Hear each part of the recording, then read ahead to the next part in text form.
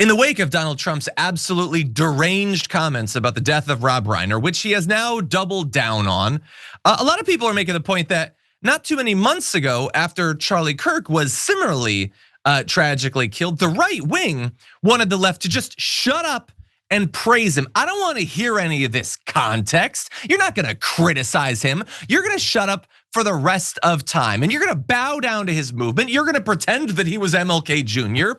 You're going to pretend that his wife is an important political commentator, and she should probably be on the news every day. You're going to do all that stuff. There's going to be statues. We're going to be naming airports after him. You're certainly not going to quote any of the terrible things he said. That would be unacceptable. And it wasn't even just that. If you didn't live up to all of those standards, they wanted you to be canceled. It was a cancel culture that they were running. And apparently over 600 people were fined or fired or punished just because of stuff they said. Many of them not even like laughing or having fun at the tragedy, just quoting Charlie Kirk, saying the things that he wanted you to know he said when he was getting audience for it or making money for it or whatever. But as soon as he dies, it really paints him in a bad light when they're trying to make him a martyr. People lost their actual jobs. By the way, at the time, this is an amazing tweet. Jack Posobiec or whatever, who's now a reporter, you can't see the air quotes, but a reporter, he's a journalist, a serious boy at the Pentagon. He had posted this: "You won't see people on the right celebrating the horrific murder of Rob Reiner and his wife. Compare the left's reaction to Charlie Kirk's murder."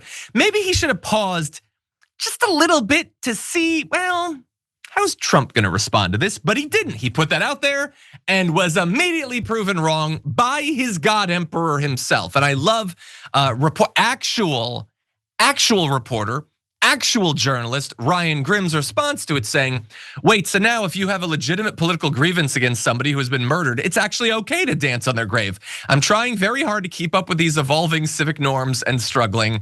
I love the dry comedy right there. And yeah, 100% Trump is saying, oh no, I didn't like the stuff he said. I didn't like his theories. So whatever, he was bad for America. Oh, so we're freed up. Well, because I didn't like a lot of the things that Charlie Kirk said. The conspiracy theories that he spread, the different racial groups that he constantly was trying to ostracize and start crusades against. So I guess I was actually free to make all of those comments, but that's in the past. It's too late to really make good on that. But you know who I really disagree with? Donald effing Trump. So I guess I disagreed with him, and I disagreed with him way more and for way longer than Trump did Rob Reiner. That's just one of his critics. Trump is my main person I disagree with. So I guess I can tear him a goddamn new one, actually several new ones, as soon as he dies. And if anybody says, well, think of Melania, think of Don Jr., think of Eric, even if Trump never did, think of Kai, then I'll be like, shut the hell up, I disagree with him, and he was bad for America. That's the lesson that I've learned. So anyway, thank you, Ryan Grimm, for that. I also want to thank Jordan Ewell. He posted on Instagram this great mashup of reactions to the two killings. Take a look. It's a long past time for all Americans and the media to confront the fact that violence and murder are the tragic consequence of demonizing those with whom you disagree day after day, year after year, in the most hateful and despicable way possible. A number of Republicans have denounced your statement on Truth Social after the murder of Rob Reiner. Do you stand by that post? Well, I wasn't a fan of his at all. He was a deranged person as far as Trump is concerned. He said he knew it was false. In fact, it's the exact opposite, that I was a friend of Russia, controlled by Russia. You know, it was the Russia hoax. He was one of the people behind it. I think he hurt himself in career-wise. So he became like a deranged person, Trump derangement syndrome. So I was not a fan of Rob Reiner at all in any way, shape, or form. I thought he was very bad for our country. Yeah.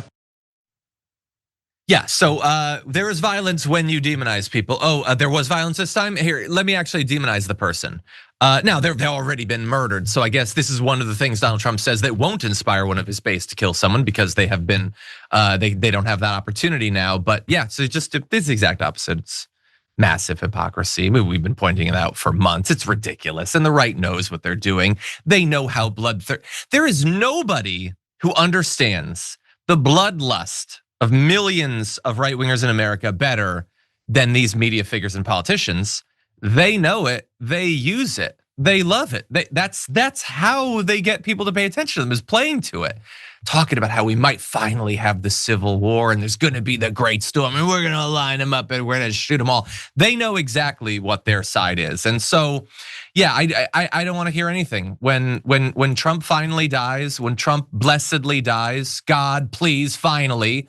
If you wanna tweet something, if you wanna say something, if you want to just do a cathartic scream into the ether out your window, you wanna get outside and start dancing, as I suspect many people are going to do in the United States, around the world.